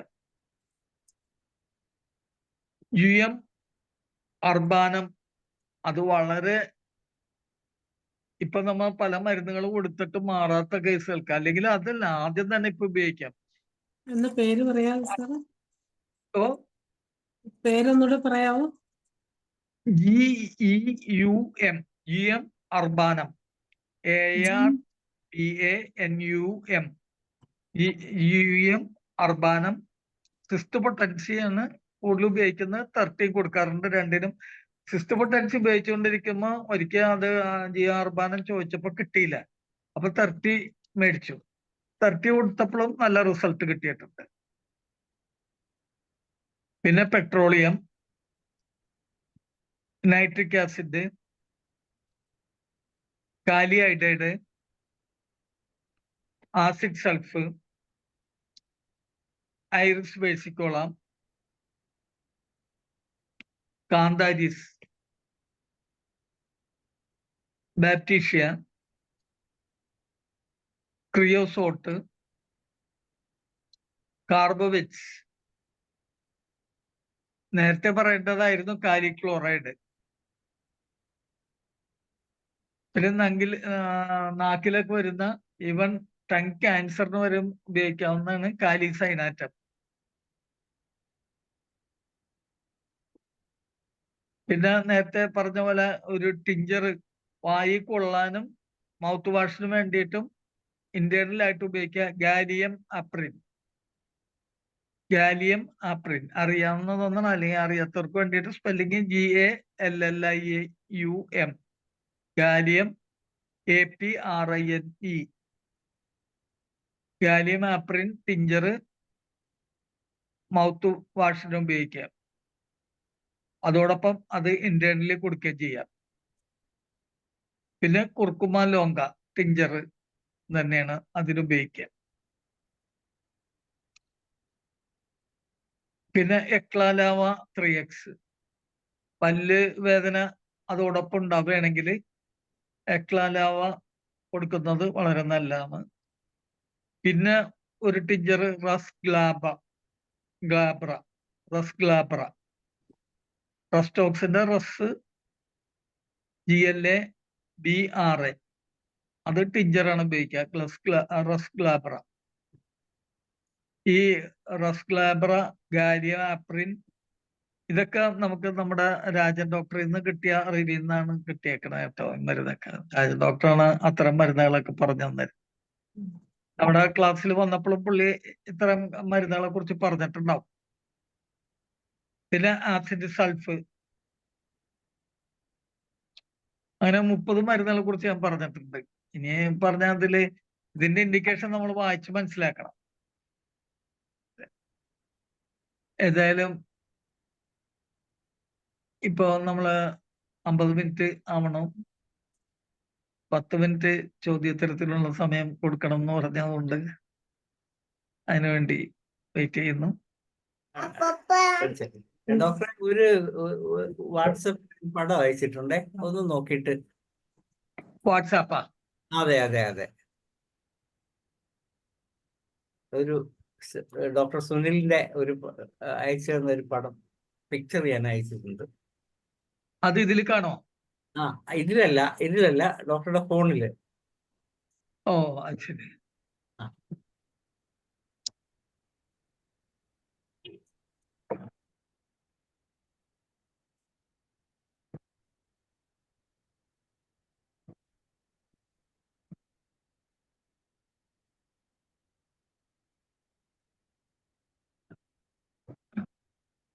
ആ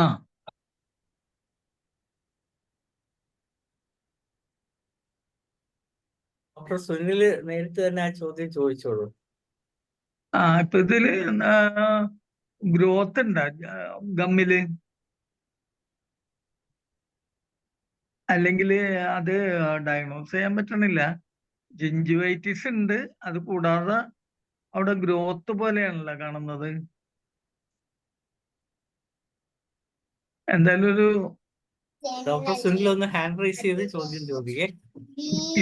ശരിക്കും ഡയഗ്നോസ് ചെയ്യാന്ന് ഡെന്റിസ്റ്റിന്റെ അടുത്തേക്കാണ് പറഞ്ഞേക്കാറ് ഇത്തരം കേസുകൾ വരുമ്പോ. ഈ വക കേസ് ട്രീറ്റ് ചെയ്യാനും അത് ഡയഗ്നോസ് ചെയ്യാനും മറ്റ് ഡോക്ടർമാരെക്കാളും നന്നായിട്ട് ചെയ്യുന്നത് ഡെന്റിസ്റ്റുകളാണ്. ഡോക്ടർ അൺമ്യൂട്ട് ചെയ്ത് സംസാരിച്ചോളൂ. ഓക്കെ. ഹലോ പറഞ്ഞു. സാർ, അത് ഡെന്റിസ്റ്റിന്റെ അടുത്ത് അയച്ചിട്ടുണ്ടായിരുന്നു പേഷ്യന്റിനെ. ആ അപ്പോ അവരതിനൊരു പ്രോപ്പർ ഡയഗ്നോസിസ് ഒന്നും പറഞ്ഞില്ല. ജസ്റ്റ് ഞാനതൊരു എപ്പിളിസ് അങ്ങനെ എന്തെങ്കിലും ആയിരിക്കും എന്ന് വിചാരിച്ചിട്ടായിരുന്നു ആദ്യം. കുറച്ച് ഗ്രാജുവൽ ആയിട്ട് വളർന്നു വന്ന ഒരു സ്വെല്ലിംഗ് ആണ് ഇത്. ആക്ച്വലി പുള്ളിയുടെ അവിടെ ഒരു ടൂത്ത് ഉണ്ടായിരുന്നത് എക്സ്ട്രാക്ട് ചെയ്ത് ആ സ്ഥലത്ത് വന്ന ഒരു ഗ്രോത്ത് ആണ് അത്. അത് തന്നെയാണ്. ടൂത്ത് എക്സ്ട്രാക്ട് ചെയ്ത് അവിടെ ടൂത്ത് ഇല്ല, അപ്പൊ അവിടെ ഒരു ടൂത്തില്ല. ഗ്രോത്ത് പോലെയാണ്. എക്സാക്ട് ആയത് ഡയഗ്നോസ് ചെയ്യാൻ എനിക്കും പറ്റിയില്ല എന്താണെന്നുള്ളത് കണ്ടിട്ട്. പിന്നെ അപ്പൊ അതില് മെഡിസിൻസ് പലതും ട്രൈ ചെയ്ത് നോക്കി, ഒന്നും റിസൾട്ട് കിട്ടിയില്ല. നൈട്രിക് ആസിഡ്, ഫോസ്ഫറസ്, കാർബോവേജ് ഒക്കെയാണ് റെപ്പർട്ടറി വെച്ചിട്ടൊക്കെ നോക്കിയപ്പോ പലതും കാണുന്നത്. പലതും നോക്കി, പക്ഷെ ഒന്നും റിസൾട്ട് കിട്ടിയില്ല. അപ്പൊ സാറിന് എന്തെങ്കിലും സജസ്റ്റ് ചെയ്യാനുണ്ടാവുമോ? അല്ല, ഇത് എനിക്ക് തീരെ ഒരു മെഡിസിൻ ഡയഗ്നോസ് ചെയ്യാൻ പറ്റിയില്ല, രോഗം ഡയഗ്നോസ് ചെയ്യാൻ പറ്റിയില്ല. ഓക്കെ. ടൂത്ത് എക്സ്ട്രാക്ഷൻ കഴിഞ്ഞിട്ട് പിന്നെ ചിലവർക്ക് അങ്ങനെ ഒരു ഗ്രോത്ത് വരാറുണ്ട്. അങ്ങനെ കൂടുതലായിട്ട് ഗ്രോത്ത് ചെറിയ രീതിയിലുള്ള ഗ്രോത്ത് കണ്ടിട്ടുണ്ട്, പക്ഷെ ഇത്രയും വലിയ ഇതിപ്പോ ഒരു പല്ലിനേക്കാളും വലിപ്പത്തിലെ ഗ്രോത്ത് താഴേക്ക് വന്നിട്ടുണ്ട്. ഉണ്ടോ? അത് പിക്ചർ വളരെ ക്ലിയർ ആണ്. കൊടുത്തിരുന്ന എന്ത്? Nitric acid? Sir, nitric acid 1M 10M ഒക്കെ കൊടുത്തിട്ടുണ്ടായിരുന്നു, പക്ഷെ റിസൾട്ട് ഒന്നും കിട്ടിയില്ല. നൈട്രിക് ആസിഡ്, തൂജ, കൽക്കേരിയ ഒക്കെ കൊടുത്തിട്ടുണ്ട്. എനിക്ക് അതിനൊരു പറയാൻ പറ്റില്ല. അതായാലും ഒരിത്തിരി ഒരു ഗ്രോത്ത് കാണുന്നുണ്ട്. അത് പിന്നീട് ചിലപ്പോ മാനേജ് വരെയും റൂൾ ഔട്ട് ചെയ്യണം. ഓക്കെ. നല്ല ഡെന്റിസ്റ്റ് പെട്ടെന്ന് ഡയഗ്നോസ് ചെയ്യും. ഇത്തരം കേസുകൾ വരുമ്പോ ഞാൻ ഡെന്റിസ്റ്റിന്റെ അടുത്തേക്ക് പറഞ്ഞയച്ചിട്ട് അവരാണ് ചില കേസ് നന്ദി അവര് സുനിൽ. ഡെന്റിസ്റ്റ് അവര് സ്ലിപ്പിലൊന്നും എഴുതിയില്ല, ഡയഗ്നോസിസ് പ്രത്യേകിച്ച് ഒന്നും എഴുതിയില്ല. അവര് വേണമെങ്കിൽ ഇത് ചെയ്ത് സർജറി ചെയ്യാന്ന് പറഞ്ഞു, അത്ര മാത്രം. അല്ല സർജറി കൊണ്ട് ചിലപ്പോ പിന്നെയും വന്നുവിടുന്നില്ല. ഡയഗ്നോസ് കട്ട് ചെയ്ത് കളഞ്ഞിട്ട് ഇപ്പൊ അവര് ഒരു പ്രൊസീജിയർ, സർജിക്കൽ പ്രൊസീജിയർ തന്നെയാണല്ലോ ടൂത്ത് എക്സ്ട്രാക്ഷൻ നടത്തിയതും. അതിന്റെ ആ ഗ്രോത്ത് ഉണ്ടായത്. പിന്നെ ടൂത്തിന്റെ വല്ല എക്സ്റേ എടുത്ത് നോക്കിയിരുന്നു അവിടെ. എക്സ്റേ എടുത്ത് നോക്കിയിട്ടുണ്ടായിരുന്നു. എക്സ്റേയിൽ അങ്ങനെ പ്രത്യേകിച്ച് ഇതൊന്നുമില്ല, ഒപ്പാസിറ്റി അങ്ങനെയൊന്നുമില്ല, സോഫ്റ്റ് ടിഷ്യൂ ഗ്രോത്ത് തന്നെയാണ്. ചിലപ്പോ ടൂത്തിന്റെ ചെറിയ പാർട്സ് അവിടെ ഇരിക്കണ്ടെങ്കിൽ ഇവിടെ നിന്നും ഇതുപോലെ വന്നുവിടുന്നില്ല. എക്സ്റേ എടുത്തെങ്കിൽ കുഴപ്പമില്ല. അങ്ങനെ ശരി. കൂടുതലൊന്നും പറയാൻ കിട്ടുന്നില്ല. ഡോക്ടർ നമ്മുടെ Ramadevi Ambadi madam hand raise ചെയ്തിട്ടുണ്ട്. മാഡം സംസാരിക്കാം. Okay, welcome. നസറുള്ളേ, ഓ വല്ല ഈ സ്റ്റൊമറ്റൈറ്റിസ് ഒക്കെ വരുമ്പോ വല്ല മെക്സോളോ നൈട്രിക് ആസിഡോ വാലിയോ അല്ലെങ്കിൽ കോണ്ടുരങ്കയോ ഒക്കെ കൊടുത്ത് അങ്ങനെ പിടിച്ചു നിന്നിരുന്ന എനിക്കിപ്പോ മർമാണിക്ക് പറ്റിയോലേ, നല്ല മർമ്മം അറിയണവന് കല്യാണം കഴിക്കാൻ പറ്റില്ലെന്ന് പറയും. പെണ്ണിന്റെ എവിടെ തൊട്ടാലും മർമ്മ എന്ന് പറഞ്ഞ പോലെ ആയിപ്പോയി. ഈ സ്റ്റൊമറ്റൈറ്റിസിനെ പറ്റി ഇത്രയ്ക്ക് ഗാഢമായിട്ട് ഉണ്ടെന്ന് അറിഞ്ഞു, നല്ല ഡീറ്റെയിൽ ആയിട്ട് അറിഞ്ഞു. ഇപ്പൊ മറ്റേത് എന്താ പറയണേ, പൊട്ടക്കണ്ണം മാവിലറിയണല്ലോ ഒരൊറ്റ ഏറാണ്. ഇപ്പോഴാണ് അറിയണത് ഇന്ന കാരണങ്ങൾ കൊണ്ടാണ് ആ സ്റ്റൊമറ്റൈറ്റിസ് വരുന്നതെന്ന്. ഇത്രയും ഡീറ്റെയിൽ ആയിട്ട് ഞാൻ ആദ്യമായിട്ട് കേൾക്കുകയാണ് കേട്ടോ. Thank you lot. എന്തായാലും ഇനി അറിയുമ്പോ നമുക്ക് ഇന്ന കാരണം കൊണ്ടാണ് അത് വന്നതെന്ന് അറിഞ്ഞിട്ട് അതിനനുസരിച്ച് നമുക്ക് മെഡിസിൻ കൊടുക്കാൻ പറ്റും. Thank you lot. As usual നല്ല അസലായിട്ട് അതിന്റെ ഡീറ്റെയിൽ ആയിട്ട് പറഞ്ഞു തന്നു. Very good. Thank you. നന്ദി രമാദേവി മാഡം. ഇനി ജയലളിത ഡോക്ടർ ഹാൻഡ് റൈസ് ചെയ്തിട്ടുണ്ട്. അൺമ്യൂട്ട് ചെയ്ത് സംസാരിക്കാം. ജയലളിത ഡോക്ടർ. നസറുള്ള ഡോക്ടറെ, നല്ല സെഷൻ ആയിരുന്നു. എനിക്ക് രണ്ട് ഡൗട്ട് ഉണ്ട്. ഒന്ന്, ഒരു കുട്ടിയുടെ വായിൽ ഇങ്ങനെ റൗണ്ട് ആയിട്ട് ഇങ്ങനെ അവിടെ ഇവിടെ ആയിട്ട് തൊലി പോവാറുണ്ട്, ഒരു ടീനിയുടെ ഒരു ഇതുപോലെ. അലോപ്പതി മെഡിസിൻസ് ആണെന്ന് തോന്നുന്നു അവര് കൂടുതൽ കൊടുത്തിരിക്കണം. പക്ഷെ അതായിരിക്കാം, മിക്കവാറും ഉണ്ട് ശരിക്കും റൗണ്ട് ആയിട്ട് ഇങ്ങനെ വരും. അപ്പൊ ഭക്ഷണം കഴിക്കാനൊക്കെ ഒരു ബുദ്ധിമുട്ടുണ്ടാവും. അപ്പൊ സ്ഥിരമായിട്ട് അടുപ്പിച്ച് ഡയറിയ, കോൺസ്റ്റിപ്പേഷനോ അങ്ങനെ എന്തെങ്കിലും വരുന്നുണ്ടോ? അങ്ങനെയില്ല. കോൺസ്റ്റിപ്പേഷൻ ഇടയ്ക്ക് ഉണ്ടെന്നാണ് എനിക്ക് തോന്നുന്നത്. അതില്ല. പക്ഷെ ഇവർക്ക് പിന്നീട് ഞാൻ കേസ് എടുത്ത് കഴിഞ്ഞപ്പോഴാണ് കയ്യിലും ഇതുപോലെ റൗണ്ട് ആയിട്ട് വന്നിട്ടുണ്ട്. എത്ര വയസ്സുണ്ട് കുട്ടിക്കൊരു 4 വയസ്സ്. അവര് കുട്ടികൾ ശരിക്കും ഭക്ഷണം കഴിക്കാത്ത പ്രശ്നം ഉണ്ടാവും. അപ്പൊ നമ്മൊരു വൈറ്റമിൻ സപ്ലിമെന്റ്, ഇപ്പൊ നമ്മൾ പറഞ്ഞല്ലോ വൈറ്റമിൻ ബി കോംപ്ലക്സിന്റെ എല്ലാ ഘടകങ്ങളും വരും. B1 തൊട്ട് B12 വരെയും ഇതിന് വരാവുന്നതാണ്. അവര് സപ്ലൈ ചെയ്തതാണെന്നത്. അലോപ്പതി മെഡിസിൻ ആണല്ലോ കൊടുത്തോണ്ടിരിക്കണം. അലോപ്പതി ഡോക്ടേഴ്സ് കൊടുത്തതാണെന്നോ? അത് അലോപ്പതി ഡോക്ടേഴ്സ് കൊടുക്കുന്ന സിന്തറ്റിക് വൈറ്റമിൻ ആണ്. നമ്മൾ അതിൽ നിന്ന് മാറിയിട്ട് നമ്മുടെ നാച്ചുറൽ വൈറ്റമിൻസ് ഇതിന് കിട്ടാവുന്ന ഈ പറഞ്ഞ പോലെ ഫ്രൂട്ട്സും മറ്റു സപ്ലിമെന്റ്സ് കൊടുക്കുകയാണെങ്കിൽ കുറച്ചും കൂടെ നല്ല റിസൾട്ട് കിട്ടും. ഓക്കെ, ഒരു ഡൗട്ട് കൂടി ഉണ്ടേ. അതായത് ഒരു കേസ് വന്നതാണ്. അവർക്ക് ആ വ്യക്തിക്ക് യൂറിയ വന്നിട്ട് 67ഉം ക്രിയാറ്റിൻ വന്നിട്ട് 3.6ഉം കണ്ടു. ഞാൻ RFT ചെയ്യിപ്പിച്ചതാണ് അവരെ കൊണ്ട്. അത് ഷുഗർ HbA1c 7 കണ്ടു. അപ്പൊ അവർക്ക് അലോപ്പതി താല്പര്യമില്ല. എന്ത് ചെയ്യണമെന്ന് വെച്ചിട്ടുണ്ടാണ് കേസ് എടുക്കാൻ പേടി. റീനൽ ഫെയിലിയർ ആണ്, ക്രോണിക് റീനൽ ഫെയിലിയർ ആണ്. ഗ്രാജുവലി അത് ഇൻക്രീസ് ചെയ്തുകൊണ്ടിരിക്കും. പേഷ്യന്റ് നല്ല രീതിയിൽ ഇൻസ്ട്രക്ഷൻസ് കൊടുക്കണം. അതല്ലെങ്കിൽ അത് റീനൽ ഫെയിലിയറിന്റെ കാര്യം എന്താന്ന് വെച്ചിട്ട് ഇറിവേഴ്സിബിൾ ഡിസീസ് ആണ്. ഒരു കാരണവശാലും പഴയ വരില്ല, ആര് പറഞ്ഞാൽ. അപ്പോ നന്നായിട്ട് സാൾട്ട് റെസ്ട്രിക്ഷൻ, സാൾട്ട് റെസ്ട്രിക്ഷൻ പറയുമ്പോൾ പേഷ്യന്റ് സ്വാഭാവികമായിട്ടും ഇന്ദുപ്പ് എടുത്ത് കഴിക്കാൻ സാധ്യതയുണ്ട്. ചില പേഷ്യൻസ് തന്നെ തീരുമാനിക്കും അങ്ങനെ ഉപ്പിന് പകരം ഇന്ദുപ്പ് ഉപയോഗിക്കാൻ. ഇന്ദുപ്പ് സോഡിയം ക്ലോറൈഡിനേക്കാളും അപകടമാണ്. ഓ ഇന്ദുപ്പ് എന്ന് പറഞ്ഞാൽ എന്താണ്? എന്താണ്? നമ്മുടെ ഉപ്പ് എന്ന് പറഞ്ഞാൽ സോഡിയം ക്ലോറൈഡ് ആണ്. ഇന്ദുപ്പ് എന്ന് വെച്ചാലോ ഓ എനിക്കറിയില്ല ഡോക്ടറെ. കാൽസ്യം പൊട്ടാസ്യം ക്ലോറൈഡ് ആണ്. ഓ അപ്പൊ ഒന്നും കൂടി പൊട്ടാഷ്യം കഴിച്ചാൽ ഒന്നും കൂടി പ്രയാസമാണ്. അപ്പൊ നമ്മൾ ഈ പൊട്ടാസ്യം അധികം കഴിക്കാതിരിക്കാനാണ് അവരോട് ഫ്രൂട്ട്സ് ഒന്നും കഴിക്കരുതെന്ന് പറയണത്. അപ്പൊ ചിലര് ഉപ്പ് വേണ്ടെന്ന് പറയുന്ന അപ്പൊ ഈ പൊട്ടാസ്യം ക്ലോറൈഡ് അടങ്ങിയ ഈ ഇന്ദുപ്പ് കഴിക്കും. അത് കൂടുതൽ അപകടമാണ്. അപ്പൊ നമ്മൾ patient reversible disease and gradually progressive disease ആണ് റീനൽ ഫെയിലിയർ. പിന്നെ ഇതിന് അലോപ്പതിയിൽ പോയിട്ട് യാതൊരു കാര്യമില്ല, ഒന്നുമില്ല അവർക്ക് ചെയ്യാനായിട്ട്, ഒരു മെഡിസിനും ഇല്ല. അപ്പൊ അവര് ചെയ്യണത് എന്താന്ന് വെച്ച് കഴിഞ്ഞാല് കുറെ കഴിഞ്ഞ് 8 കഴിഞ്ഞാല് അല്ലെങ്കിൽ 10 കഴിഞ്ഞാൽ ഡയാലിസിസ് സ്റ്റാർട്ട് ചെയ്യും.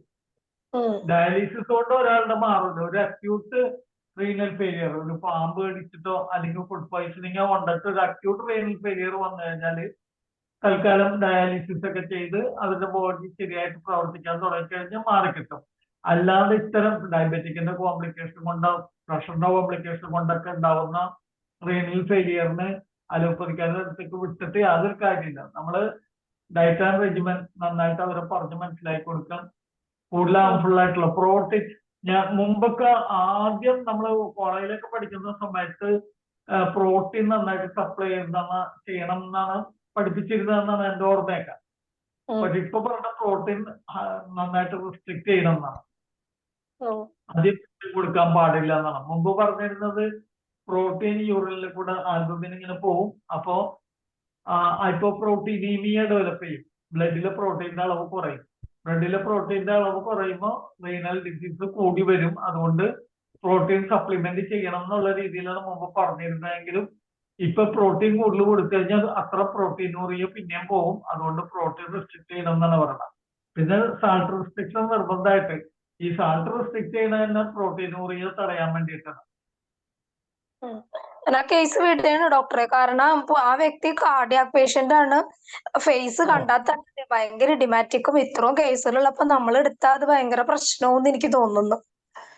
എനിക്ക് അത്ര റിസ്ക് എടുക്കാൻ വയ്യ. അപ്പൊ ഞാൻ ഇന്ന് വന്ന ഇല്ല, നമ്മള് കേസ് എടുക്കണേന് നല്ലത് ഞാൻ എന്റെ മകന്റെ ക്ലിനിക്കിൽ ആഴ്ചയിൽ ഒരു ദിവസം ഈ റീനൽ ഫെയിലിയർ കേസ് മാത്രം എടുക്കാനാണ് പോണത്.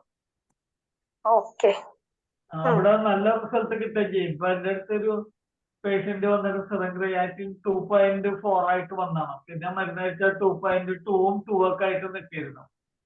അപ്പൊ അയാളുടെ മകൻ ഗൾഫിന്ന് വന്നു കഴിഞ്ഞപ്പോ എന്നോട് പറഞ്ഞു, വാപ്പ ഇവിടെ ഒന്ന് മരുന്ന് മേടിക്കുന്ന 3-4 വർഷമായി, ഇതുവരെ ക്രിയാറ്റിൻ ലെവല് നോർമലിലേക്ക് വന്നിട്ടില്ല. അപ്പൊ ഞാൻ പറഞ്ഞു വരുമ്പോ 2.4 ആയിരുന്നു, ഇപ്പൊ 2ഉം 1.8ഉം 2.2 ഒക്കെ ആയിട്ടാണ് നിൽക്കുന്നത്, ഇങ്ങനെ കൂടാതെ നിൽക്കുന്നത്. അങ്ങനെ പറഞ്ഞാൽ പറ്റില്ല, മാറാതിരുന്നാ പറ്റില്ല. ഞാൻ പറഞ്ഞു ഇറ്റ് ഈസ് ഇറിവേഴ്സിബിൾ ഡിസീസ്, മാറില്ല, അത് പറ്റില്ല, ഇത് മാറില്ല എന്ന് പറഞ്ഞാൽ ശരിയാവില്ല എന്ന് പറഞ്ഞു. അന്ന് ഞാൻ പറഞ്ഞ ഒരു നെഫ്രോളജിസ്റ്റിനെ കൊണ്ട് കാണിക്കാൻ പോകും. ഇയാൾ പോയത് ലൂർദ് ഹോസ്പിറ്റലിലേക്കാണ് പോയത്. അവിടെ ചെന്ന് കഴിഞ്ഞിട്ട് ആ ഡോക്ടറെ കാണിച്ചപ്പോൾ ഡോക്ടർ പറഞ്ഞ്, ഈ ഹോമിയോ ഡോക്ടർ എന്ത് മരുന്നാണ് തരണമെന്ന് എനിക്ക് അറിഞ്ഞൂടാ, എന്തായാലും 3-4 കൊല്ലമായിട്ട് ക്രിയാറ്റിൻ ലെവല് ഈ ലെവലിൽ കൂടാതെ നിൽക്കുകയാണെങ്കിൽ അദ്ദേഹം തരുന്ന മരുന്ന് രോഗിക്ക് ഫലിച്ചിട്ടുണ്ട്, നിങ്ങൾ ഈ മരുന്ന് തന്നെ കൊടുത്താൽ മതി എന്ന് പറഞ്ഞിട്ട് അയാൾ തിരിച്ചയച്ചു.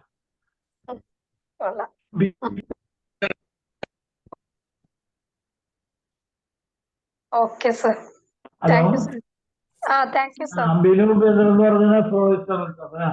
അപ്പോ ആ പേഷ്യന്റിനെ എന്റെ അടുത്തേക്കാണ് തിരിച്ചയച്ചു. അയാള് വീണ്ടും വന്നു.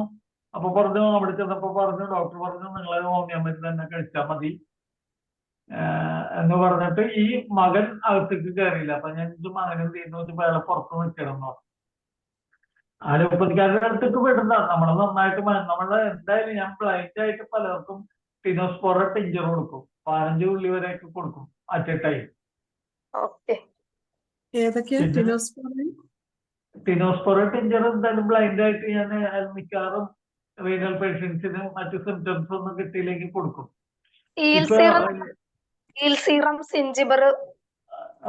എക്സ്റേ ഈൽസിറം കൊടുക്കും, എന്തായാലും ഈൽസിറം ഒക്കെ പലർക്കും കൊടുക്കാറുണ്ട്. മധുസൂദന സാറിന്റെ ക്ലാസ്സിൽ കേട്ടത് ഈൽസീറോ സിഞ്ചിബർ ഒക്കെ കൊടുത്താൽ നല്ലതാണോ? പിന്നെന്തോ ഇപ്പൊ എഡിമ, മുഖത്ത് എഡിമ എന്ന് പറയുമ്പോ നമുക്ക് എപ്പിസിറ്റിഞ്ചറൊക്കെ ആലോചിക്കണം. ഓക്കെ. ജയലളിത പിന്നെ സിംറ്റം ബേസിൽ നമ്മൾ മരുന്ന് സെലക്ട് ചെയ്യണം. പല മരുന്നും ഇഷ്ടമാതിരി മരുന്ന് വരും. കേസ് എടുക്കണം. കേസ് എടുത്തിട്ട് നമ്മൾ ഇതേപോലെ സിംറ്റം ബേസിൽ മെഡിസിൻ പ്രിസ്ക്രൈബ് ചെയ്യണം. ഓക്കെ. നല്ല റിസൾട്ട് കിട്ടുന്നതാണ്. നമ്മൾ അലോപ്പതിക്കാർക്ക് വിടാതെ ചികിത്സിക്കാൻ പറ്റിയ കേസാണ് റീനൽ ഫെയിലിയർ. ഓക്കെ അത് സർ. പക്ഷെ ഒരു 7-8 എത്തിക്കഴിഞ്ഞിട്ടുണ്ടെങ്കിൽ ബുദ്ധിമുട്ടാണ്. I will try. അതാകുമ്പോ പിന്നെ ഒരു ഡയാലിസിസിലേക്ക് പോകും. ചിലപ്പോ റീനൽ ആസ്മ ഡെവലപ്പ് ചെയ്യാം.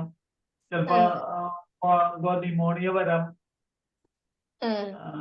അതേപോലെ അല്ലെങ്കിൽ ചിലപ്പോ യൂറേമിക് ഫിക്സ് വരാം. അങ്ങനെ കുറെ കോംപ്ലിക്കേഷൻസ് കൂടുതലായി കഴിഞ്ഞാൽ വരും. ചിലപ്പോ 20 വരെയൊക്കെ യൂറിയ എത്തിയാലും ഫിക്സ് ഒന്നും വരണമെന്നില്ല. ചിലർക്ക് വരാം. യൂറേമിക് ആസ്മ വരാമല്ലോ പലപ്പോഴും. ഓക്കെ. ജയലളിത ഡോക്ടർ നന്ദി പറയുന്നു. നന്ദി പറയണേ. ഓക്കെ മറിയാമ്മ ഡോക്ടറെ. നല്ലൊരു സെഷനായിരുന്നു സർ. സാറിന്റെ ക്ലാസ്സുകൾ ഇതിക്ക് മുൻപ് ഞാൻ കേട്ടിട്ടുണ്ട്. നല്ലൊരു സെഷനായിരുന്നു. എന്തായാലും എല്ലാവർക്കും ഉപകാരപ്രദമായ രീതിയിൽ നമ്മൾക്കൊന്നും അറിഞ്ഞുകൂടായിരുന്നു ഇതെല്ലാം. അതെല്ലാം ഡീറ്റെയിൽഡ് ആയിട്ട് എങ്ങനെയായിരിക്കും ഇതെല്ലാം വരുന്നതെന്നുള്ളത് അമ്പാടി ഡോക്ടർ പറഞ്ഞ പോലെ എല്ലാം നല്ല ഡീറ്റെയിൽഡ് ആയിട്ട് പറഞ്ഞു തന്നു. ഒത്തിരി നന്ദി എന്റെ പേരിലും IAPCന്റെ പേരിലും ഹോമിയോ സ്നേഹികളുടെ പേരിലും എല്ലാം നന്ദി അറിയിക്കുന്നു. വീണ്ടും വരിക sir. Okay sir. Thank you sir. നന്ദി ജയലളിത ഡോക്ടറെ. എന്തായാലും ജയലളിത ഡോക്ടറും രമാദേവി അമ്പാടി മാഡം പറഞ്ഞതുപോലെ നസറുള്ള ഡോക്ടറുടെ ക്ലാസ് പ്രത്യേകം നല്ല ഡീറ്റെയിൽഡ് ആയിട്ടുള്ള ക്ലാസ് ആണ്. ഇനിയും അടുത്ത വിഷയമായിട്ട് ഡോക്ടർ വരണം. ഇന്നത്തെ ഈ 1474 വെബിനാർ വളരെയധികം ഭംഗിയാക്കിയ നസറുള്ള ഡോക്ടർക്ക് ഒരിക്കൽ കൂടി നന്ദി അറിയിക്കുന്നു. അതുപോലെ ഇന്നത്തെ ഈ സൂം വെബിനാറിൽ പങ്കെടുത്ത എല്ലാവർക്കും നന്ദി അറിയിക്കുകയാണ്. 1474 സൂം വെബിനാർ ഇവിടെ അവസാനിക്കുകയാണ്. എല്ലാവർക്കും ശുഭരാത്രി. എത്രയും വേഗം വീണ്ടും വരണമെന്നുള്ള അപേക്ഷയും കൂടെ ഉണ്ട് സാർ. ഓക്കെ.